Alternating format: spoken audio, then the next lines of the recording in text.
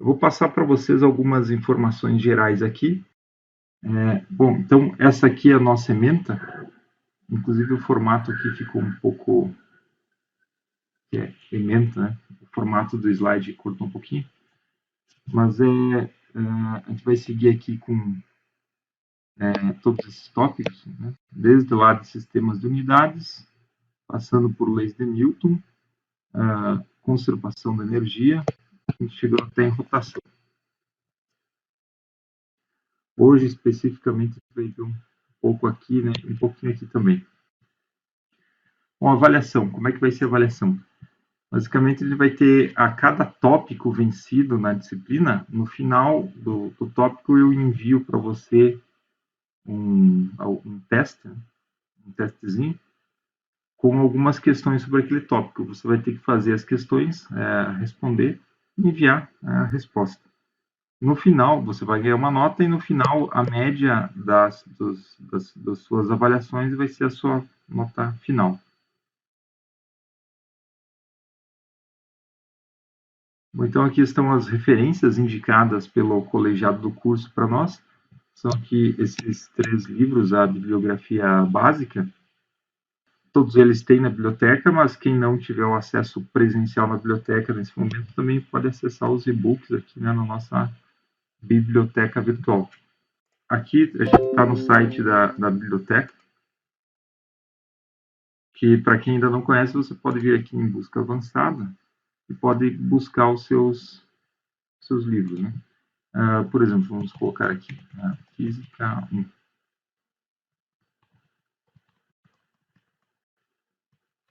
Por exemplo, vamos procurar por um autor aqui. Aqui, colocar autor, vamos buscar.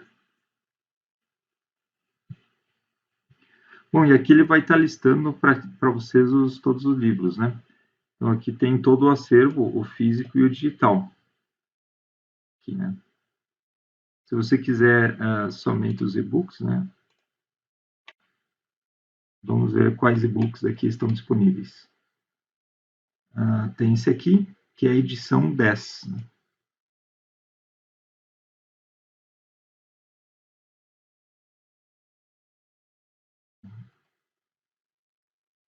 Não.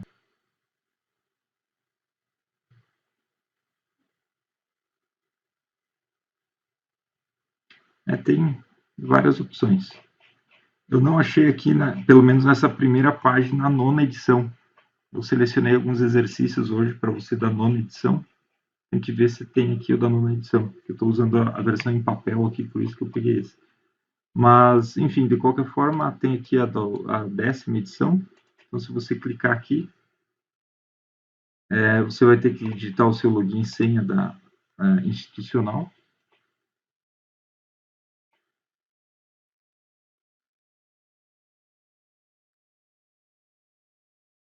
E você chega aqui no e-book. Né? Aí você pode pular os capítulos, de capítulo por capítulo aqui, né? E vai estar aí.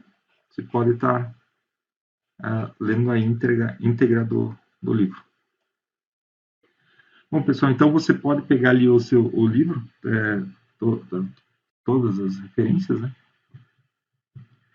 E importante para você aqui na Física 1, alguns detalhes que eu quero enfatizar, é o seguinte, você tem que ter o livro como a sua referência principal. Algumas pessoas, eventualmente, eu tenho percebido que tentam estudar mediante textos, outros na internet, ou mesmo videoaulas, ou o YouTube, coisa assim. Isso você tem que encarar como um material complementar. O material, a referência básica é o livro, certo? Em específico esses 3 aqui. Certo? Nada aponta que o livro seja substituído, pelo menos, enfim, nada aponta que o livro deixou de ser a referência principal para qualquer coisa. Então, para qualquer assunto da humanidade, o livro continua sendo a referência principal. Uma videoaula, um vídeo no YouTube, um texto em blog, coisa assim, pode ser uma referência complementar, que você pode usar. mas o livro é a referência principal. Então, é bom enfatizar isso para que todo mundo leia o livro e leia também para entender, porque a leitura de um texto técnico como física, matemática, etc., em geral, ela exige um pouco mais cuidado da maioria das pessoas, pelo menos uma grande parte das pessoas. Você não vai conseguir, pelo menos eu falo isso para a maioria das pessoas, você não vai conseguir, às vezes, ler as deduções matemáticas como se fosse uma literatura, onde você entende cada palavra, uma encadeia na outra e você forma o sentido do texto rapidamente. Eventualmente, um texto que envolve uma questão mais matemática, você vai ter que prestar mais atenção, eventualmente repetir a leitura até que você pegue exatamente o que ele está querendo dizer, pegando todos os detalhes daquele parágrafo, por exemplo, e as deduções você tem que, se você, você tem que abrir elas no seu bloco de notas ao lado do seu livro, né, para se certificar que você realmente capturou todos os aspectos ali, né? Que eventualmente numa leitura na diagonal, vamos dizer assim, você passa batido por muitos detalhes ali. Então, é importante fazer a leitura atenta do livro. Bom, legal, vamos seguindo. Então, aqui eu coloco algumas questões interessantes, alguns tópicos aqui gerais que eu gostaria de comentar com você, já que a gente está começando um curso de Física 1, né? Então, bom, as disciplinas elas têm as suas diferenças entre si, né? Os campos de estudo, etc. Ah, no caso específico da física, né, é interessante aqui começar sempre de princípios, teoremas e leis fundamentais, e daí chegar numa conclusão solidamente embasada. Ou seja, é interessante na física, faz parte da física, né, você sempre começar do começo, para então chegar numa conclusão solidamente embasada. Eventualmente, tem áreas mais técnicas, por exemplo, ou mesmo cursos técnicos, que você eventualmente não estuda muitas vezes em profundidade princípios fundamentais, por exemplo, teoremas, etc. Você basicamente usa uma equação para uma situação específica e você simplesmente aplica aquela equação para aquela situação. Porém, aquela equação foi deduzida em algum momento de um princípio, um teorema ou uma lei fundamental. Então, aqui na física, a gente tenta fazer, tenta não, a gente faz todo esse caminho, né? Partindo do princípio fundamental até chegar numa equação que é aplicável só naquele problema em específico, né? Ou seja, resolver o problema é fazer isso. A gente vai tratar muitas vezes aqui de situações idealizadas, a gente vai chamar aqui de modelos, né? Ou seja, a gente vai tratar aqui de uma partícula pontual, uma partícula que não tem dimensão lateral. É uma situação quando a gente modela um carro como se fosse uma partícula pontual, ou seja, sem a liberdade de rotação, né? Sem a dimensão de rotação. Nesta situação, é justamente o modelo. A gente sabe que a gente tem que saber exatamente aplicar esse modelo, ou seja, naquela situação para o que a gente quer, aquele modelo tem que, enfim, tem que dar o resultado adequado, né? Você não pode pegar um modelo para uma coisa que não se aplica, ou seja, um sistema onde a rotação é importante para o resultado que eu quero, e eu descrever esse sistema como se fosse uma partícula pontual. E daí não é um modelo, não é uma boa escolha de modelo, né? Mas enfim, a gente vai estar aprendendo isso ao longo da disciplina. Também a gente trata aqui com algumas aproximações, né? Que vêm justamente dos modelos que a gente, às vezes, estão associadas com os modelos que a gente está tratando. Mas por usar aproximação, nem por isso a física deixa de ser uma ciência exata, porque ela continua sendo uma ciência exata desde que a gente saiba exatamente a limitação, né, dessa aproximação, ou seja, a gente sabe quanto está errando. Então, a gente sabe que tem uma aproximação, existe uma incerteza, mas nós sabemos o tamanho dessa incerteza, portanto, ela continua sendo uma ciência exata. Bom, então é basicamente isso. Depois você pode ler com mais atenção esse texto, só queria esclarecer essas questões, né, para você. Eventualmente não é só uma resposta final que a gente quer aqui, a gente quer saber justamente de onde veio aquela resposta final. Aqui continua o nosso texto. O que é interessante é que não só na física, mas não só aqui na mecânica, mas em outros ramos da física, existem poucos, não são muito numerosos os princípios e as leis fundamentais, né? Por exemplo, aqui na mecânica, nós vamos ver que as leis de Newton aqui são um paradigma fundamental, ou seja, são 3 leis de Newton. E também tem um outro princípio equivalente às leis de Newton, que é a conservação da energia, que é o princípio da conservação da energia. Ou seja, a partir disso, nós vamos ver que a gente vai conseguir, enfim, partindo apenas desse paradigma fundamental, a gente vai conseguir equacionar praticamente a totalidade dos problemas que a gente vai estar tratando aqui na disciplina. Então, essa é a questão. Você não precisa ficar decorando milhares de equações, cada uma delas se aplicando a um problema específico. Você pode simplesmente partir do paradigma fundamental e aplicar, fazer as devidas considerações, né, aplicar para um problema específico, para daí, então, tirar a solução daquele problema específico.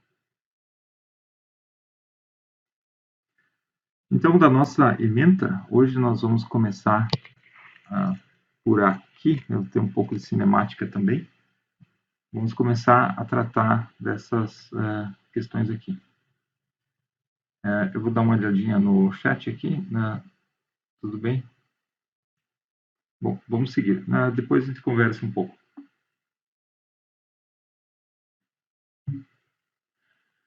Bom, pessoal, vou começar aqui falando para vocês sobre medidas, né? Medir quantidades ou grandezas, né? Vamos medir grandezas.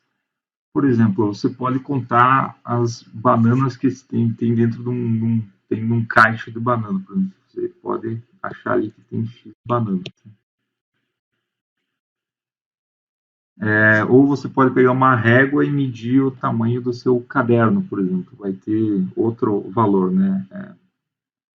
X, ou vou colocar aqui um outro, Y metros.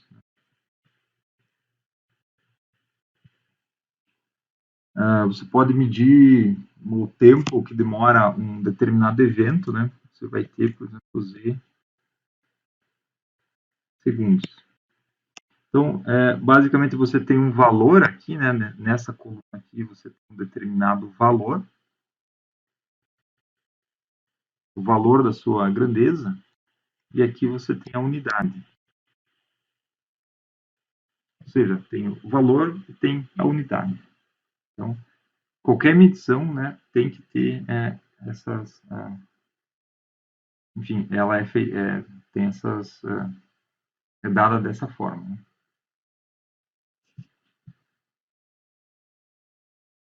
Né? Por exemplo, se você tem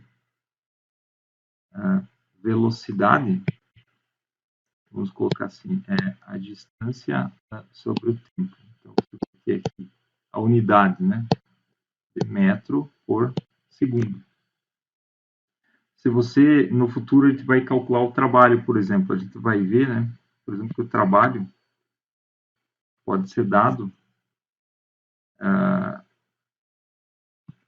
pela integral da força, do vetor força, produto escalar com um determinado deslocamento. Ou vamos escrever assim para ficar mais fácil. Né? Se eles estão na mesma direção, seria a força vezes o deslocamento. Nesse caso aqui, a força, a unidade, vou escrever aqui, a unidade dessa expressão aqui é o que? Força é massa vezes aceleração, massa é quilograma, desculpa,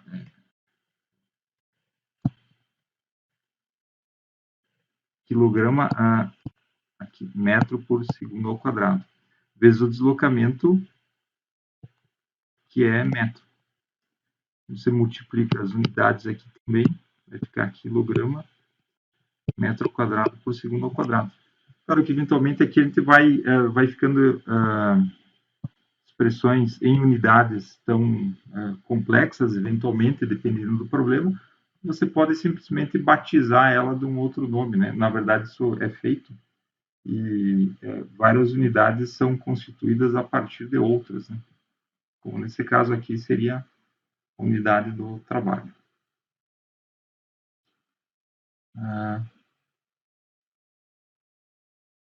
Bom, é mais ou menos isso. Vou comentar aqui para você agora como vai ser sempre possível você mudar de uma unidade para outra. Por exemplo, vamos dizer aqui que a gente mediu uma determinada quantidade, por exemplo, o tempo. Demorou um dado evento, demorou um dia. Um dia. Porém, aqui, um dia, ele tem 24 horas. Né? Para a mesma medida de tempo, você pode, então, expressar ela em dias ou em horas. Então, você, aqui, eu posso igualar isso aqui, né, a 1. Aqui onde tinha dias, durante o dia, você coloca que será um dia aqui, a unidade de dia. Tem aqui, por exemplo, 24 horas. Então, 1 vezes 24 vai ser 24. Seguindo adiante aqui, se for, a gente pode converter isso para minuto, né? Sendo que a unidade do... Desculpa. A unidade aqui é 1 hora, ela tem 60 minutos. Então, aqui, eu vou deixar 1 aqui só para completeza, né? Só para ser bem específico.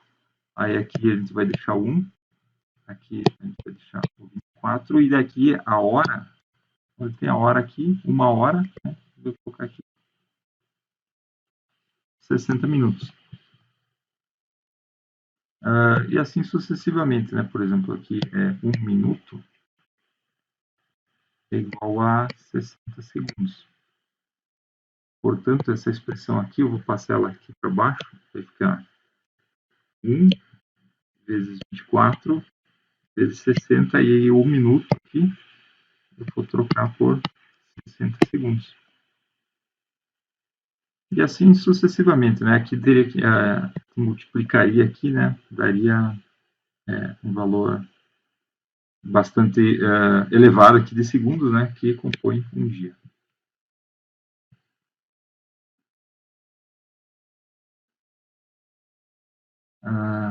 Bom, é isso aí. Eventualmente, então, distância, né? De metro para quilômetro, etc., né? Você sempre tem que achar o quanto vale uma unidade expressa na outra unidade, por exemplo. Um quilômetro é igual a 1000 metros. Né? Enfim, sempre usando essas, você pode daí fazer uma regra de 3, converter uma na outra. Bom, vou fazer um comentário aqui, acredito que vocês já estejam familiarizados, mas a critério de revisão aqui, né, comentar sobre a potência de 10, que a gente vai eventualmente usar em alguns aspectos aqui da disciplina, também conhecida aqui como notação científica. Né? Por exemplo, vamos escrever um número aqui eventualmente, por exemplo, 1, 5, 6, 0, 0, 0, 0, 0, 0, vírgula 0. Então, esse número aqui. 156 milhões, né? Milhões de alguma coisa, laranja, maçã, banana, enfim, qualquer coisa. Né? Nós estamos interessados apenas no número nesse momento. Esse número aqui é 156, né? 0, 0, 0, vezes 10 na 3. Ou seja, eu pulei 3, aqui eu pulei a vírgula que estava aqui, eu pulei 1, 2, 3 casas para cá. A vírgula veio para cá. Nesse caso aqui, é 156 milhões, mas expresso aqui com vezes 10 na 3. Vou fazer só mais um exemplo aqui, né? Por exemplo, se eu puxo mais 3 casas para frente, fica 156. Vou deixar aqui só 156. 156,0 vezes 10 na 6. Esse número aqui é o mesmo que esse e esse é o mesmo que esse, só que expresso de uma notação de potência de 10, né? É 156 vezes 10 na 6. Que aqui eu pulei, daí aqui, comparando o primeiro com esse terceiro, eu peguei a vírgula daqui e passei para cá. 1, 2, 3, 4, 5, 6. 6 casas para frente. O 156 vezes 10 na 6. Da mesma forma, poderia ir ao contrário, né? Botando mais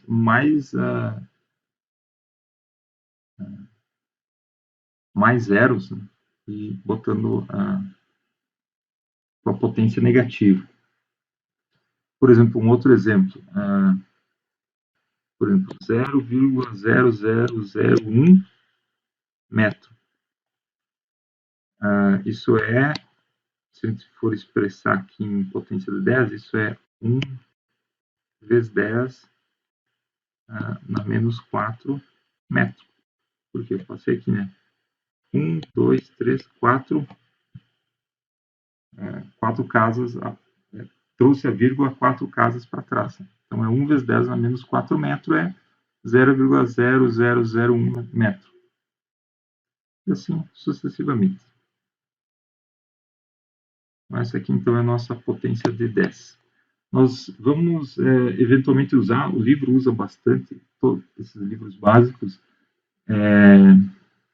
abreviaturas para as potências de 10. Né? Por exemplo, você tem uma quantidade aqui que é 1 vezes 10 a menos 3,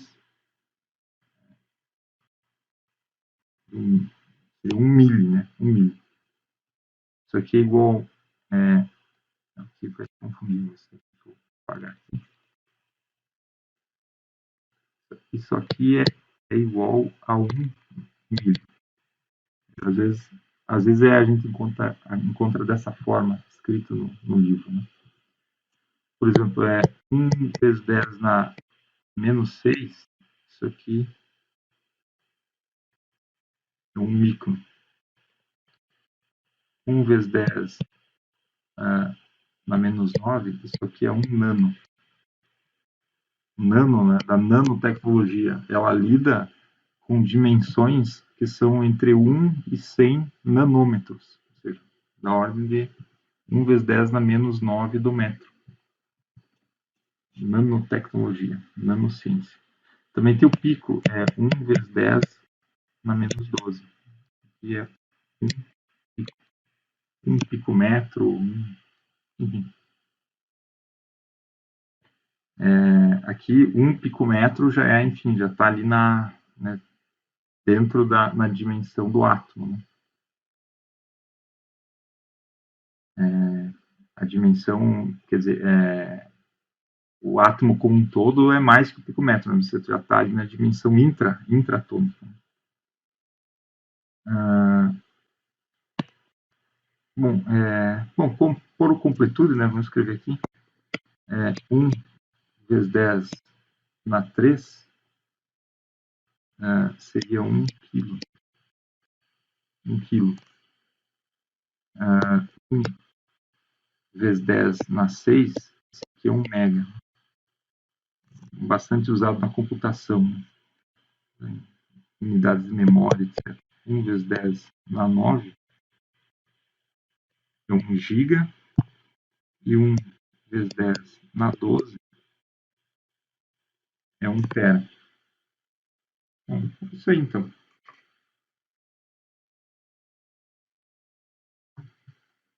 As potências de 10.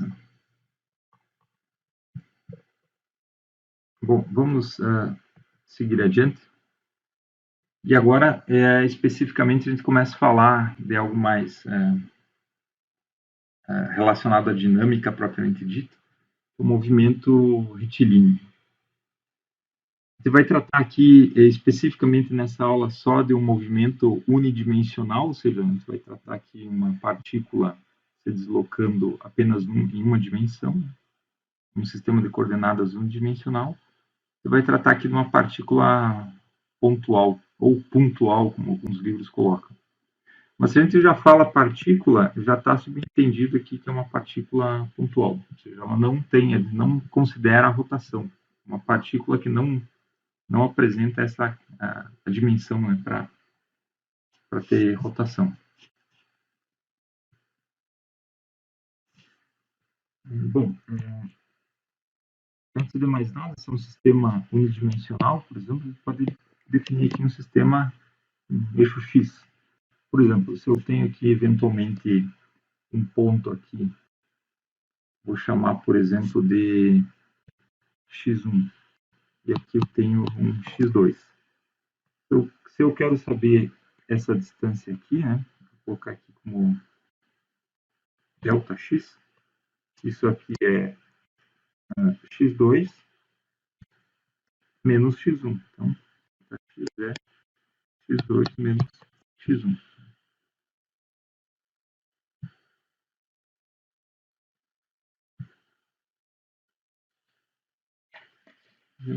É isso aí.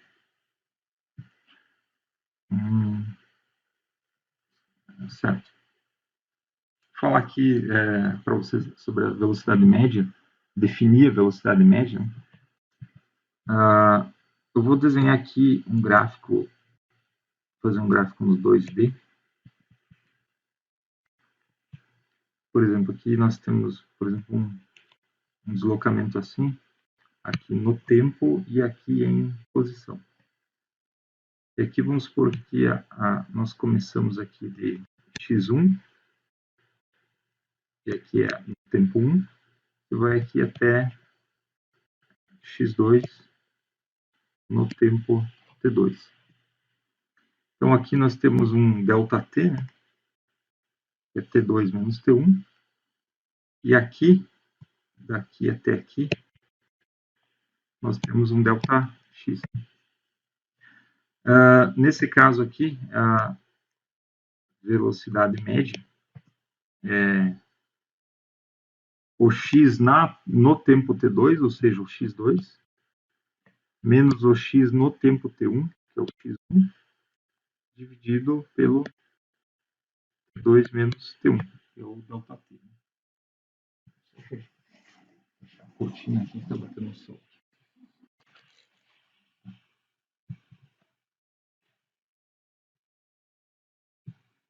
Bom, nesse caso aqui, eu desenhei uma linha reta, ou seja, quando a gente tem um gráfico de x por t, que é uma reta, nós vamos ter a velocidade média aqui, independente dos pontos que a gente pegue. Se a gente pegasse, em vez do x2 aqui, a gente pegasse um outro ponto aqui, ou aqui, daria sempre a mesma velocidade média. Por quê? Porque a inclinação aqui, o que ele está medindo aqui, é a inclinação dessa curva. A inclinação dela aqui é sempre a mesma. Portanto, aqui, quando o gráfico é uma reta, a velocidade média é constante. Pode acontecer, por exemplo, esse outro caso aqui do lado. T, e aqui é x. Eu vou desenhar, por exemplo, uma curva assim, tá? Assim.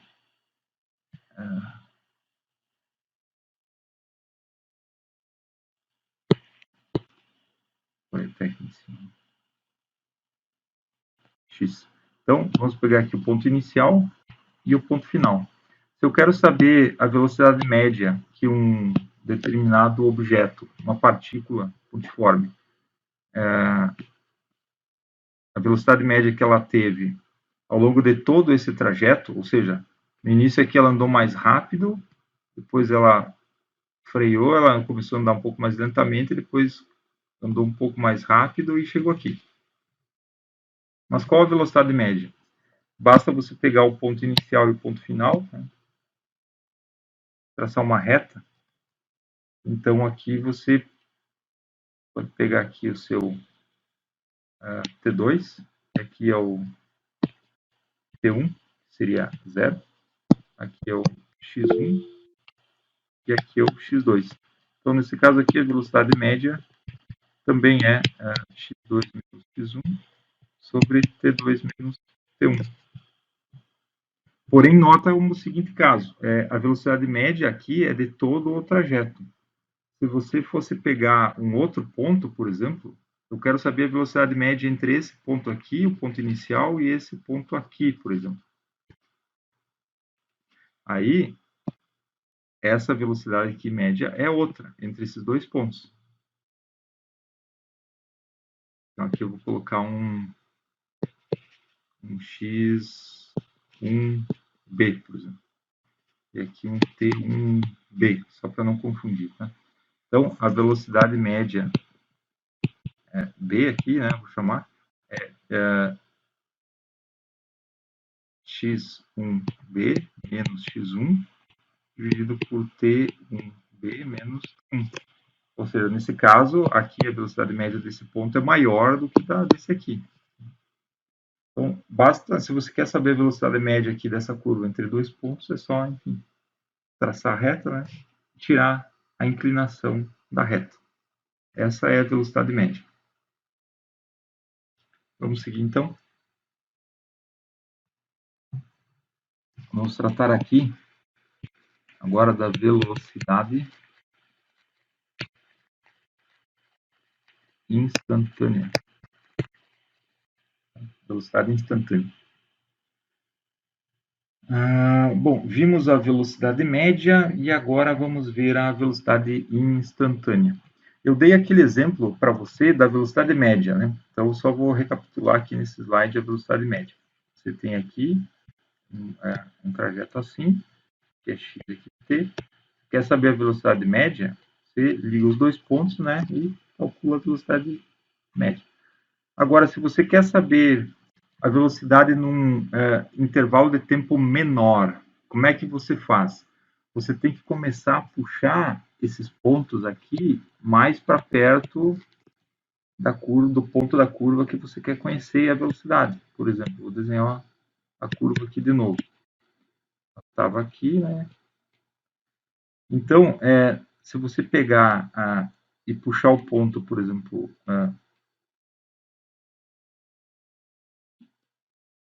para cá e o outro para cá, aqui. Então, aqui você vai ter uma velocidade média entre esses dois pontos. Mas aí você, vamos supor, não, eu quero saber a velocidade instantânea, ou seja, você tem que puxar esses dois pontos mais próximos. Você vai puxando ele mais e mais próximo, até que ele chegue num ponto. Ou seja, no limite, quando a separação entre esses dois pontos aqui é zero. Neste caso, você vai ter aqui um ponto. E a velocidade instantânea desse ponto é a tangente, é a reta tangente que passa tangente a essa curva, né? Ou seja, é a inclinação dessa reta aqui, a tangente, né, do ângulo de inclinação dessa reta tangente vai ser a sua velocidade instantânea naquele ponto. Isso é importante, né? Velocidade instantânea. Então, a velocidade média é a inclinação total aqui da curva, né? Você tomando ponto inicial e final. A inclinação da curva desse ponto inicial e final é a velocidade média. E a inclinação da reta tangente a um ponto da reta, a inclinação da reta tangente a um ponto da curva, deslocamento por tempo, é a velocidade instantânea. Isso graficamente. Agora vamos fazer isso matematicamente. Né? Vou abrir um parênteses aqui. e vamos fazer isso matematicamente. Então, vamos dizer que a gente quer, por exemplo, medir a velocidade aqui num ponto, entre um determinado tempo t e t mais um delta t ou um h, ou seja, um t mais um et mais h, ou seja, tinha um tempo inicial t e depois teve o tempo t mais h. Então a gente quer saber a velocidade entre esses dois intervalos de tempo. A velocidade média, como é que a gente faria? Nós faríamos simplesmente aqui, pegaria o x no tempo t mais h e faríamos menos o x no tempo t, ou seja, o final menos o inicial. E dividido aqui pelo tempo final menos o tempo inicial. Então, o tempo final é t mais h e o tempo inicial é t. Aí dá para cortar os dois t's aqui, fica só o h. Isso, então, é a velocidade média nesse caso. Mas agora, eu comentei para você que a velocidade instantânea, você tem que ir aproximando a separação aqui, né, dos dois pontos, nessa figura aqui, né? Você vai aproximando a separação dos dois pontos até que você tem um limite aqui quando a separação é zero. Então, como fica a velocidade instantânea? A velocidade instantânea, que eu vou escrever aqui, velocidade instantânea, né, para um determinado tempo, é o limite quando esse h tende a zero. Do que? Do x dt mais h menos x dt, dividido pelo mesmo h. Ou seja, basicamente, então, é o limite, né, da separação ali tendendo a zero. Então, é isso aqui. Essa é a definição matematicamente formal de velocidade instantânea e essa aqui de velocidade média. Bom, vamos fazer um exemplo para a coisa ganhar corpo, né, para a coisa ficar clara. Vamos pegar, por exemplo, uma função. X dt é igual a, por exemplo, 3t quadrado mais t. É uma função, uma determinada partícula pontiforme se desloca, né, cuja a posição em função do tempo é dada por essa equação aqui. Por exemplo, em metros por segundo. Se a gente quer saber, por exemplo, qual a velocidade, vou escrever explicitamente aqui, instantânea, em t igual a 2 segundos. Como que a gente faria?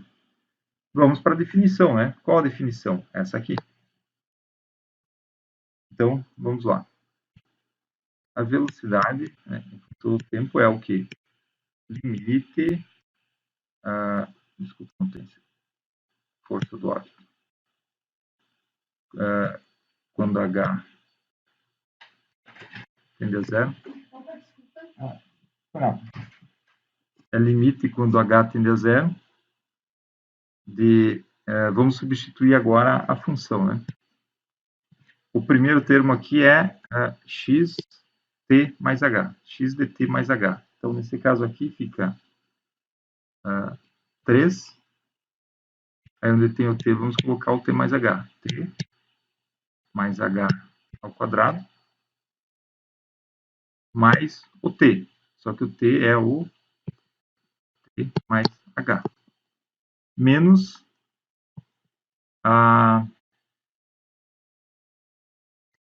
o x dt. Então, fica a própria expressão, que é só o t. 3t quadrado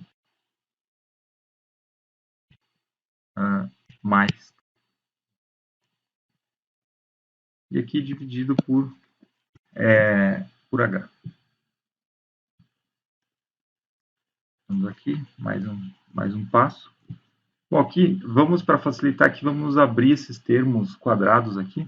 vai ficar então aqui o limite quando h tende a zero. Os termos quadrados aqui então vão ficar 3t quadrado mais 3 vezes 2 vezes t vezes h, né? Que aqui vai dar então 6th mais aqui h ao quadrado. Perfeitamente. Mais esse termo aqui do meio, que é t mais h. Aqui fica menos 3t quadrado menos t. Professor, na primeira lá não seria 3h? Em vez de só h ao quadrado, não seria 3h ao quadrado? Ah, sim, você tá aqui, né? Tinha esse 3, pulei aqui, né? Aqui. É isso, né? Consertei aqui, né? Isso. 3. Beleza, obrigado. Senão já dá tudo errado a nossa velocidade. Obrigado. Bom, vou cortar aqui o 3t com esse 3t, o mais t com menos t. Deixa eu ver se tem mais alguma coisa aqui. É isso. Então, vamos escrever mais um passo aqui. Vai ficar o limite quando h tende a zero. Aqui tem h, aqui tem h, tem h e tem h. Vamos colocar o h em evidência, então. Vai ficar h que multiplica 6t mais 3h mais 1. Fecha parênteses. Botei o h em evidência e fica o h dividindo embaixo. Chegou nessa parte, tem h e h, conseguimos simplificar o h. Vou continuar para cá para economizar um pouco de tela. Vai ficar o limite quando h tende a zero de 6t mais 3h mais 1, certo? Bom, é o limite quando h tende a zero, ou seja, quando os dois, a gente puxa, a gente aproxima os dois pontos e vai no limite quando eles estão tendendo a zero. Então, nesse caso, o h aqui tende a zero, e, escrevendo aqui, vai ficar o resultado final, 6t mais 1. No tempo 2 segundos, aqui, que era o que a gente queria, se a gente substituir a velocidade, então, vai ficar o v no tempo t de 2 segundos, vai ficar 6 vezes 2, né, segundos, mais 1, que vai dar, então, 6 vezes 2, 12, mais 1, 13, vai ficar 13, né, metros por segundo, por exemplo, se a unidade for metros por segundo. Então, chegamos na velocidade instantânea. Que interessante. Agora, presta atenção nisso aqui. Tá? E presta atenção nisso aqui. Eu vou até passar numa outra transparência aqui, eu vou copiar aqui. A função é o quê? X de t é igual a 3t quadrado mais t. Perfeito. E qual é a velocidade? Eu vou... velocidade instantânea, em função do tempo, achamos ela aqui, 6t mais 1. 6t mais 1. Bom, aí eu vou apresentar para você aqui a seguinte definição. Aqui, quer dizer, vou apresentar para você um operador. Basicamente o que? Se a gente tem uma função, ou seja, aqui o nosso x é uma função do tempo, né? Se uma função é dessa forma, x de t é igual a uma constante vezes a variável, no caso o tempo, elevado num expoente, aqui eu vou passar para vocês que existe um operador chamado dt, né? Esse aqui é um operador. Basicamente ele faz a seguinte operação. Aplicando ele aqui, aplicando ele na função interessado, ele faz a seguinte operação na função. Vai ficar aqui n vezes a constante vezes o t elevado aqui na n menos 1. Ou seja, para uma dada função dessa forma geral aqui, se você aplica o operador na função, resulta nesse resultado. Veja que é exatamente, aqui ele está apenas, esse operador, ele basicamente sistematiza o que a gente fez aqui num trecho um pouco mais longo de cálculo. Por quê? Veja aqui o que aconteceu. Se você pegar aqui a função qual? X de t é igual a 3t² mais t. Perfeito. Vamos aplicar esse operador, então. Derivada temporal de t, da função x de t, é igual ao quê? Lembra aqui da definição. Nós temos que diminuir um do expoente e pegar o expoente, passar o expoente para frente e diminuir um do expoente. Ou seja, aqui como é que fica? Eu tenho que passar o expoente para frente, ou seja, vai ficar 2 vezes 3, t, aqui daí fica n menos 1, ou seja, é 2, vai ficar 2 menos 1. Mais t. T, a mesma coisa, só que o t já é 1. Aí vai ficar t na zero. Vai ficar t, não, menos 1, que é t na zero. Então, aqui vai ficar 3 vezes 2 vai ser 6, t na 2 menos 1, que é 1. Então, eu não vou nem escrever o expoente aqui. Mais t na zero. T na zero, e um número elevado a zero é 1. Então, a derivada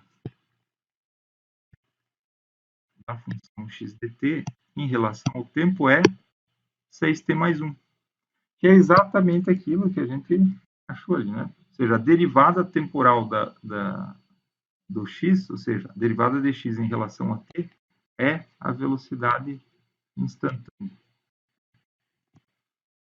Então, veja que, usando esse operador aqui que eu apresentei para você, enfim, um jeito muito mais direto, né, do que ficar tirando o limite, que é conta um pouco mais, alguns passos adicionais aqui que a gente realizou. Então, aqui eu passei para você, basicamente, com esse exemplo, a definição de derivada, que eu passei para você aqui porque a gente vai usar ela no nosso curso. Porém, você vai aprender em mais detalhe isso ao longo de um curso inteiro lá na matéria de cálculo, que você vai fazer ou já está fazendo, né? Não sei exatamente qual, acredito que você ou já fez ou esteja fazendo. Mas é basicamente isso. Então, a gente aplica esse operador para tira o expoente para frente, diminuindo o expoente, mantendo a constante, que é exatamente ali a definição, né? A definição de velocidade instantânea. Bom, é isso aí, então.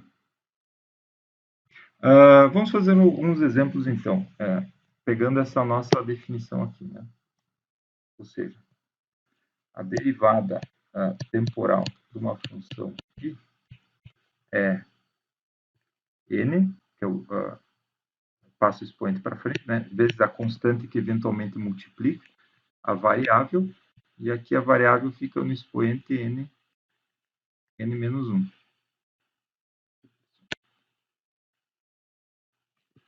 Bom, por exemplo, se ele tem uma função x de t é igual a x na sexta, qual a derivada? Ou seja, qual a velocidade?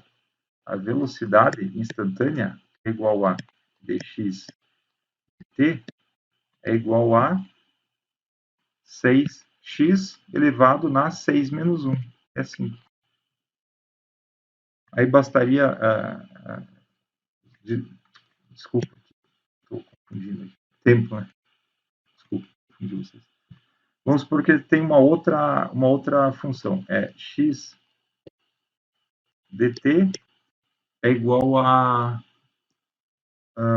4x² mais 2x, por exemplo. Desculpa, eu de novo comecei a confundir x com t aqui. é 4t² mais 2t. Então, a derivada de x em função do t passa o 2 para frente e vai ficar 4 vezes 2, 8t, na 2 menos 1, que é 1. Então, vai ficar 8t. Mais, aqui é 2, passa o expoente para frente, mas aqui o expoente já é 1, né? Já é 1. Então, fica t na 0, vai ficar só 2, que é uma constante. Então, isso aqui é a velocidade. Enfim, aí é só aplicar isso para a função que for aparecendo na frente. Tá?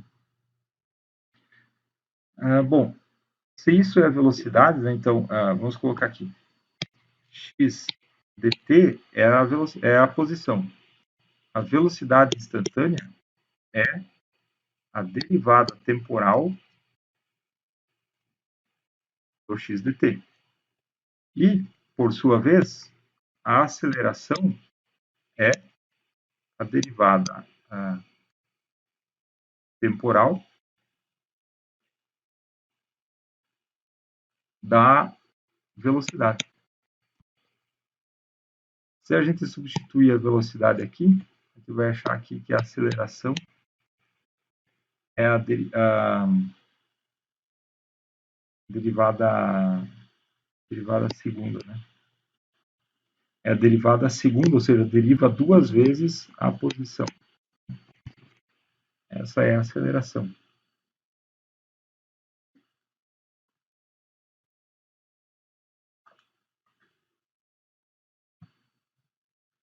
Bom, é isso aí. Essa aqui é a aceleração instantânea, né? Aceleração instantânea, velocidade instantânea e a posição.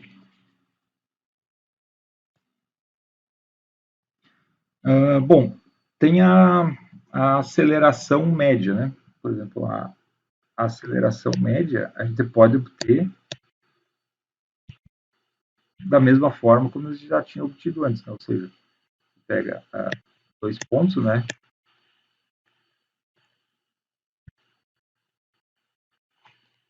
Dois pontos e faz a variação. Ou seja, você tem um gráfico de velocidade e tempo. Se você tem ele assim, né? Você tira aqui a velocidade no ponto 2, a velocidade no ponto 1, aqui o tempo 1 e aqui o tempo 2. Então, você tem aqui o teu ΔT e aqui o seu ΔV.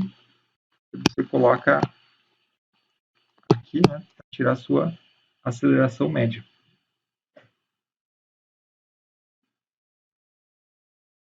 Claro que a aceleração aqui poderia ser assim, né? Poderia ser assim também, né? Mas se você quer saber a aceleração média entre esses dois pontos, é traçar a reta. Já dessa forma, como a gente fez aqui, é a aceleração instantânea.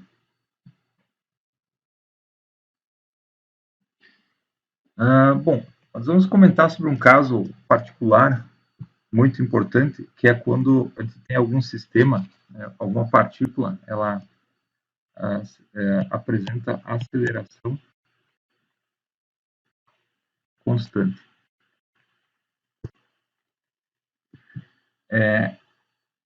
Esse caso específico da aceleração constante, ele é muito importante porque muitos casos se comportam dessa forma. Um exemplo, uma aproximação, onde, aplicando algumas aproximações, você tem a aceleração constante, por exemplo, na queda livre, né? Se a gente descontar o ar, né, o atrito com o ar, nós temos a aceleração constante na queda livre. Isso já faz esse caso muito importante. Mas também em alguns casos, por exemplo, a aceleração de automóveis e muitas outras situações, eventualmente a gente pode também usar aqui em algumas situações a aceleração constante. Bom, nós vamos abrir algumas contas então.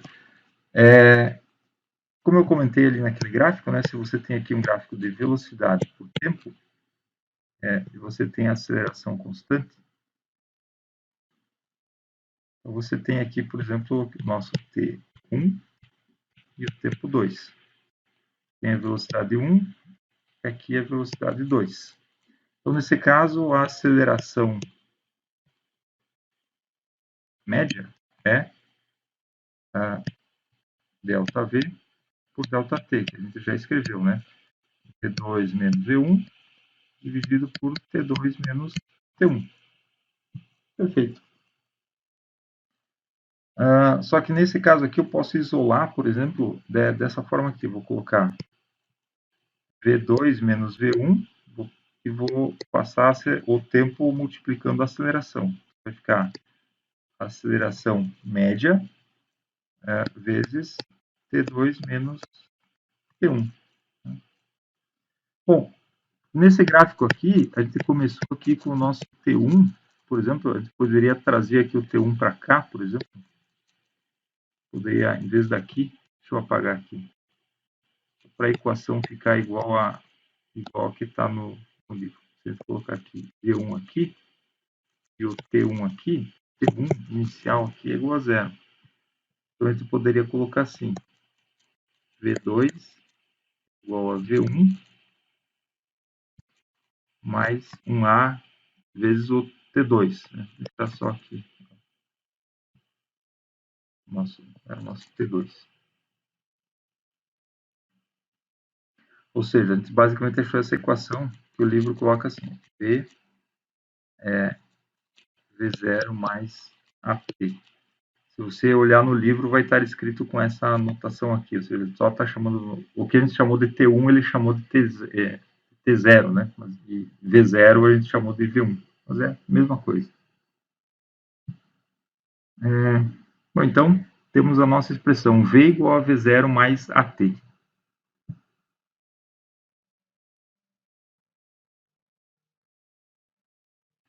No caso da velocidade, vou abrir aqui dividir a tela aqui. A gente tem aqui o gráfico de posição em função do tempo, e agora eu vou fazer por exemplo, a gente tem uma determinada curva aqui. Aqui a gente tem o nosso x1, por exemplo, aqui o nosso x2, aqui o nosso t1 e aqui o nosso t2. Da mesma forma, a gente pode fazer a consideração, como a gente fez para a aceleração média, para a velocidade média. Então, a velocidade média é x2 menos x1 dividido por t2 menos t1. Bom, isolando de maneira semelhante aqui, vai ficar, eu vou isolar o x, né? Vai ficar x2 menos x1, passo o tempo multiplicando a velocidade, vai ficar a velocidade média, é 2 menos t1. Bom, nesse caso aqui também, né, como a gente começou aqui com t1 igual a zero, vamos para limpar um pouco a expressão, pode deixar aqui o x2 aqui, passar o x1 para o outro lado, daí vai ficar mais a velocidade média vezes o t2.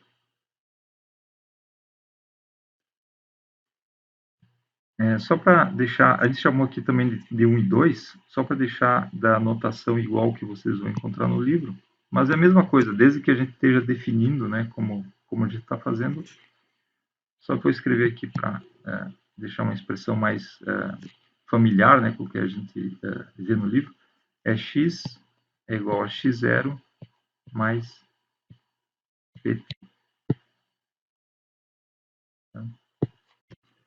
Então, essas que eu estou deixando em destaque é só para deixar na mesma notação que o livro, mas a gente está usando aqui 1 e 2. Né?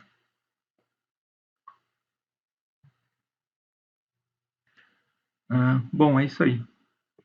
Então, essa expressão aqui eu vou chamar de 1.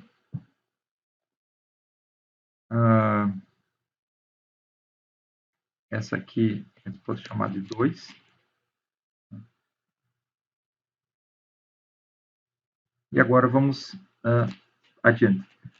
Aqui nós tínhamos feito um gráfico de x em função do tempo. Bom, mas podemos também fazer um gráfico de velocidade pelo tempo. Vou colocar aqui. Ok, T1,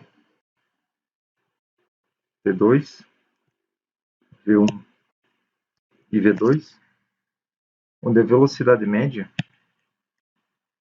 como a gente já viu, é V2 menos V1 dividido por T2 menos T1. Ok. Mas, nesse caso aqui, você veja que nós também podemos escrever a velocidade média como sendo V2 mais V1 dividido por 2. Ou seja, aqui nós vamos ter a velocidade média, né, por essas duas equações aqui sendo o mesmo valor. Então,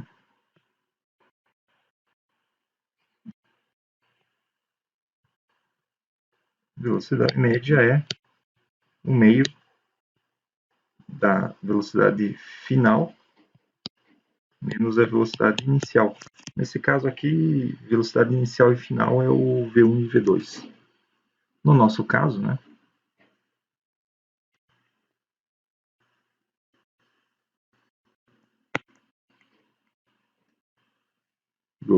Desculpa. Mais V1.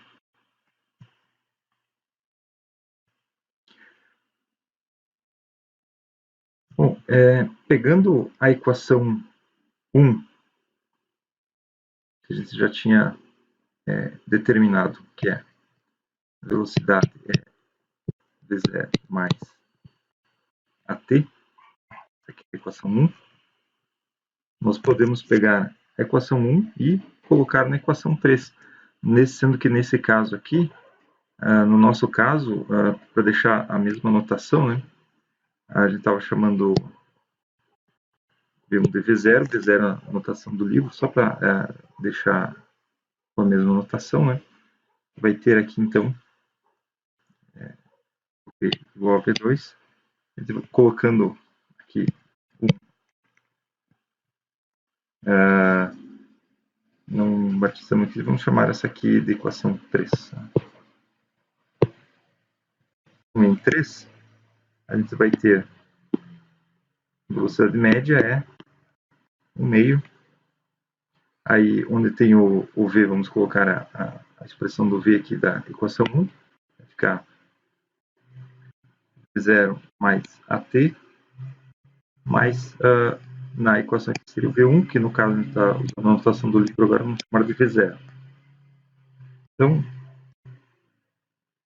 a nossa velocidade média vai ficar, que fica 2V0, dividido por 2, a gente vai ter V0 mais 1 meio DAT.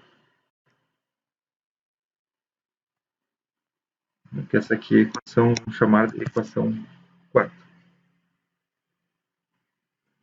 Então, a velocidade média é V0 mais 1 meio DAT. Lembrando que aqui a gente começou no gráfico usando a nossa notação de 1, 2, depois a gente só mudou aqui, chamou de V1 igual a V2 para usar a mesma notação que vocês encontram no livro.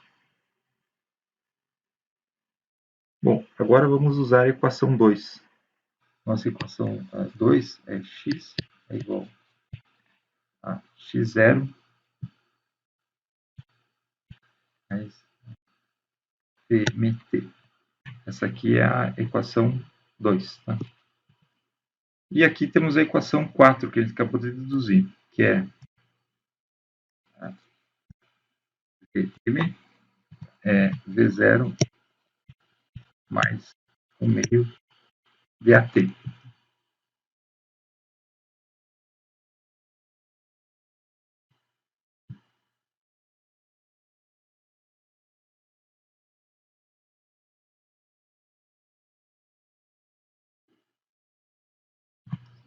Bom, então, aqui, uma substituição possível, a gente pegar essa aqui e substituir aqui, né?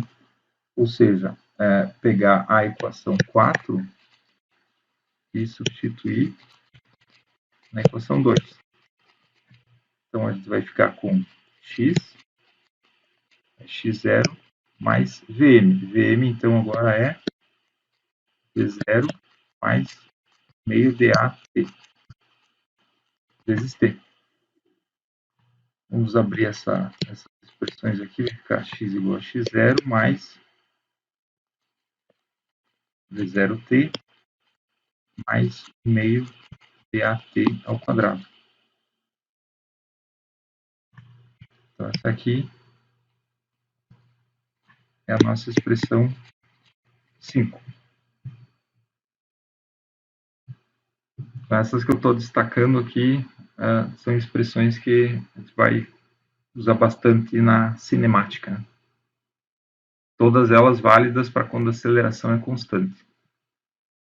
Equação 1, 2, 3, 4 e 5. Veja que essa aqui é a posição, né? Você tem que ter a velocidade inicial, posição inicial, você tem que conhecer o tempo e conhecer a aceleração. Você não precisa conhecer a velocidade final nessa aqui, na 5. Na 4, você tem a velocidade média, o V0, a aceleração e o tempo. Ou seja, você obtém a aceleração, quer dizer, obtém a velocidade, mas você não precisa da posição. Na 3, você tem a velocidade média em função das velocidades iniciais e finais, né? Para o caso da aceleração constante. E aqui nós temos na equação 2 a posição como sendo a função da posição inicial e da velocidade do tempo, ou seja, tem que saber o tempo e a velocidade. E na equação 1, a gente tem a velocidade, né, como função da velocidade inicial, da aceleração do tempo. Enfim, cada problema daí, eventualmente, ele vai ter que selecionar aqui as equações que se aplicam, né?